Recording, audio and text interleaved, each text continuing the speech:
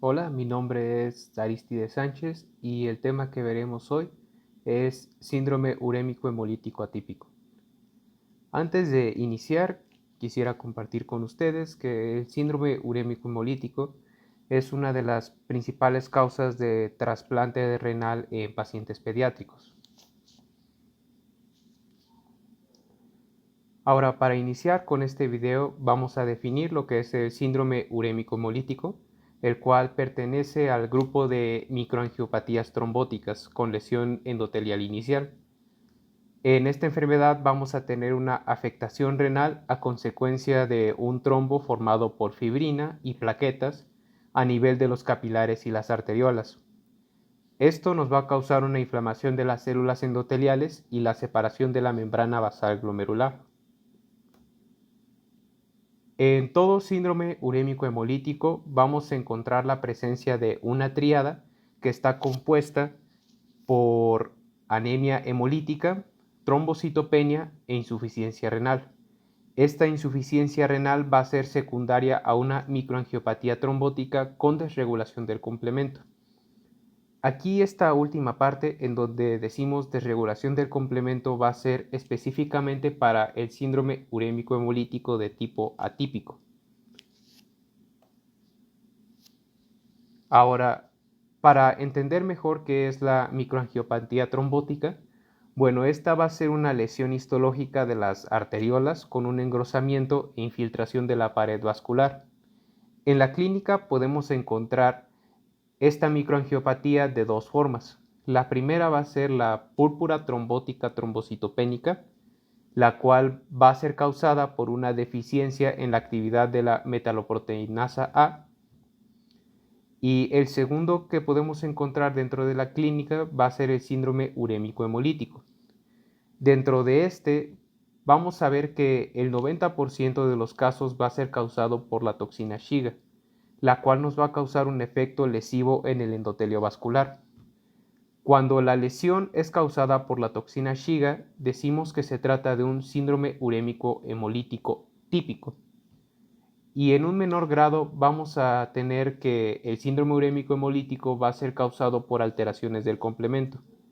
Cuando la lesión es causada por alteraciones del complemento, nos referimos a este como síndrome urémico hemolítico atípico, que es el propósito de este video. Ahora, en la epidemiología vemos que este se va a producir con igual frecuencia tanto en niños como en niñas. Va a ser una enfermedad rara, como vimos en la diapositiva anterior, ya que la mayoría es causada por toxina Shiga.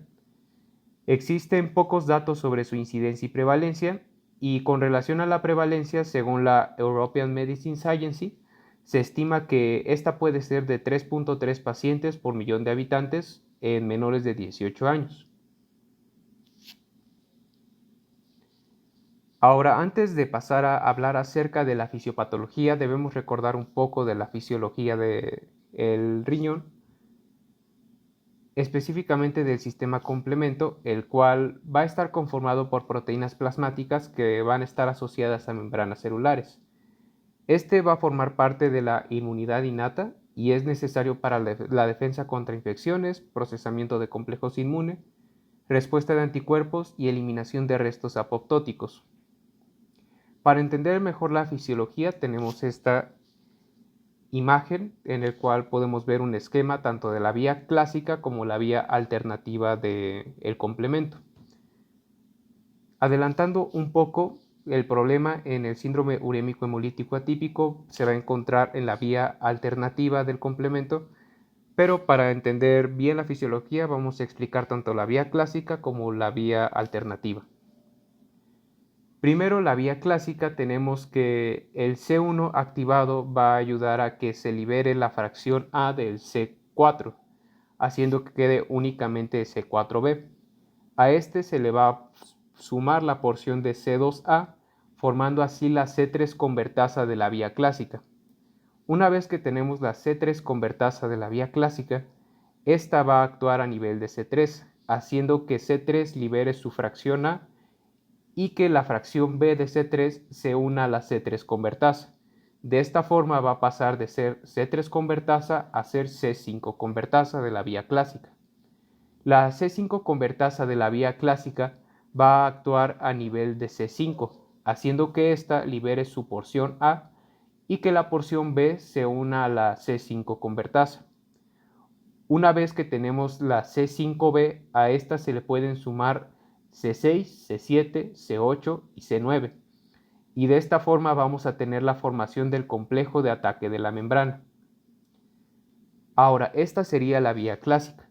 Cuando tenemos la vía alternativa, los polisacáridos de las superficies de los microorganismos van a hacer que C3 libere su fracción A y quede de esta forma C3B.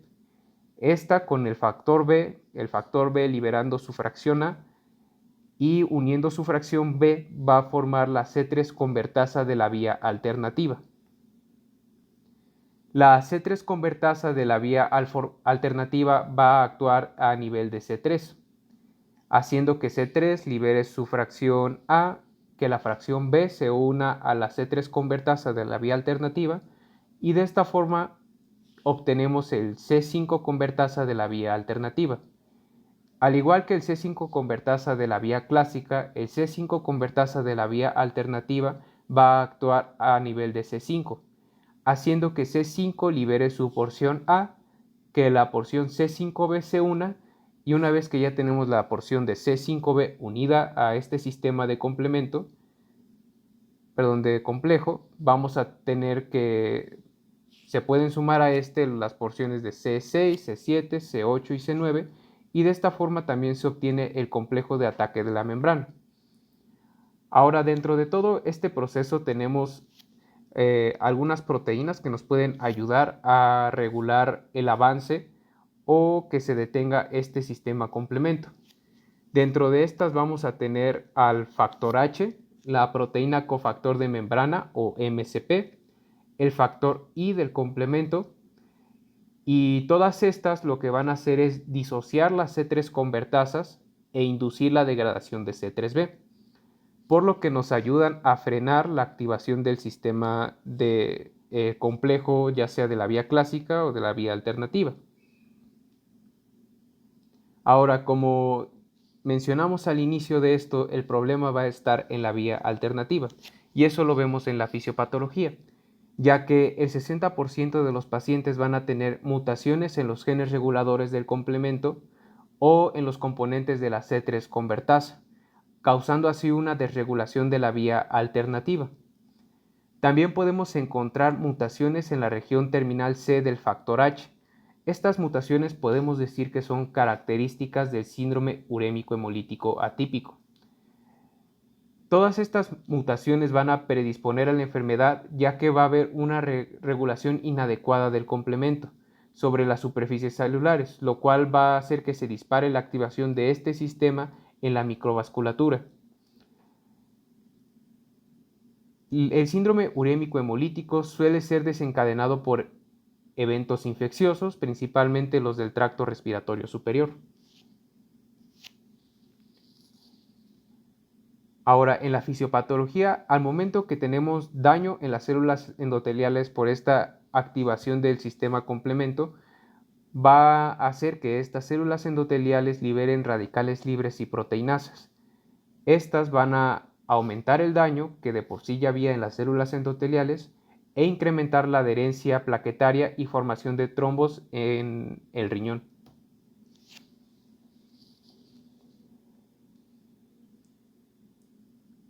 Ahora, en la clínica, el inicio de esta enfermedad va a ser abrupto, el 20% va a ser progresivo y como mencionamos al inicio y como sucede en todo síndrome urémico hemolítico, vamos a tener la tríada de anemia hemolítica, trombocitopenia e insuficiencia renal.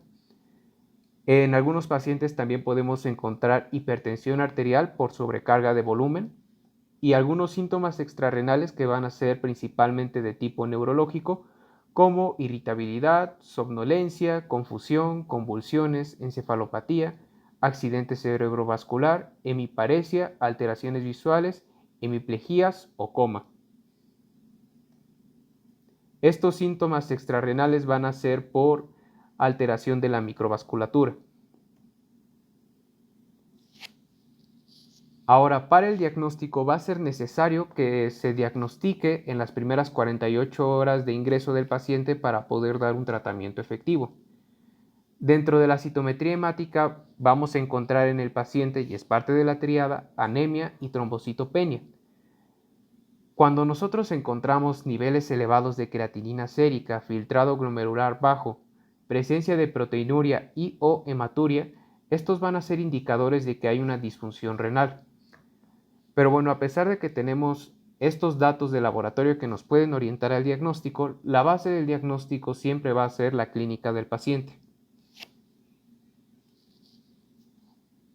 Con respecto al tratamiento, en caso del síndrome urémico hemolítico de tipo atípico, el tratamiento de elección va a ser la plasmaféresis. Pero también se ha visto que un tratamiento de forma precoz con eculizumab puede ayudar a la respuesta del paciente. Es necesario de que antes que iniciemos este tratamiento tengamos la vacuna contra N-meningitidis en el paciente, y una vez que hayamos iniciado el tratamiento debemos mantener al paciente bajo profilaxis con antibiótico. En algunos pacientes con necesidad de diálisis se recomienda continuar el tratamiento con eculizumab durante al menos 3 meses. Ahora, como mencionamos en la diapositiva anterior, la plasmaféresis va a ser el tratamiento de elección cuando hablamos de síndrome urémico hemolítico atípico. Ahora, el propósito de la plasmaféresis va a ser eliminar los factores del complemento alterados y los factores estimuladores del daño endotelial. Cuando nosotros tenemos una alteración en la MCP, que mencionamos anteriormente nos ayuda a detener la activación del sistema complemento, realizar una plasmaféresis no nos va a ayudar porque la MCP no es circulante, por lo que al momento de realizar la plasmaféresis no vamos a tener ningún resultado. Pero, en contraste con la MCP, va a ser indicación absoluta cuando hay anticuerpos con antifactor H, ya que el factor H sí es circulante. Esta plasmaféresis se tiene que continuar hasta que tengamos un control adecuado de la enfermedad. Esto podemos verlo con unos niveles de plaquetas mayores a 150.000 milímetros cúbicos, con el cese de la hemólisis con normalización de LDH y una mejoría de la función renal. En caso de que no podamos realizar plasmaféresis porque no tenemos el equipo o porque la situación no lo permite, podemos realizar una infusión de plasma. Con esto vamos a administrar los factores ausentes o anormales en la sangre.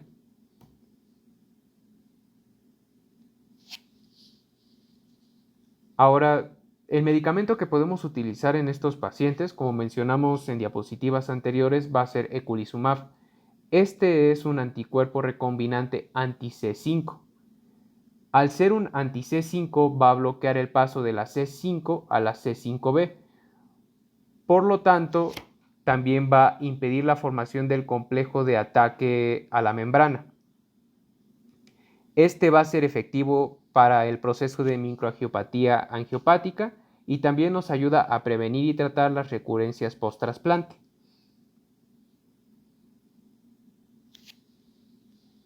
Cuando hablamos de trasplante, en pacientes con síndrome urémico hemolítico atípico, a diferencia del típico, este va a ser más difícil realizarlo por el alto riesgo de recurrencia y rechazo. Cuando tenemos alteraciones en MCP, el trasplante renal, la mayoría de los casos va a ser curativo, ya que MCP se va a encontrar únicamente a nivel de riñón, por lo que si quitamos el riñón resolveríamos el problema. Pero cuando tenemos alteraciones del factor H, quitar el riñón no es suficiente para resolver el cuadro, ya que el factor H también se puede encontrar a nivel hepático, por lo que la indicación sería realizar un trasplante hepático renal para que pueda ser curativo el tratamiento. Ahora, en el pronóstico, aunque el eculizumab ha mejorado la respuesta al tratamiento, la enfermedad sigue siendo muy grave incluso con terapia plasmática. La mayoría de los pacientes que tienen síndrome urémico hemolítico atípico van a requerir diálisis durante los siguientes 12 meses, y es probable que después de este tiempo requieran el trasplante, aunque ya mencionamos antes que el riesgo al rechazo es muy alto. La mitad de los pacientes van a presentar recaídas y en la evolución del paciente intervienen mucho los genes que se encuentran mutados. Hablando de la recurrencia del síndrome después del trasplante renal, las mutaciones en FH son las que más se asocian a recurrencia cuando únicamente se realiza un trasplante renal y no un trasplante hepatorrenal. Pero más del 80% de los pacientes con mutaciones en MCP no van a tener recurrencia, por lo que mencionamos antes, que MCP únicamente se encuentra a nivel de riñón, por lo que si quitamos el riñón resolvemos el problema. Bien, esto sería todo acerca del síndrome urémico hemolítico atípico. Esta es una enfermedad muy rara.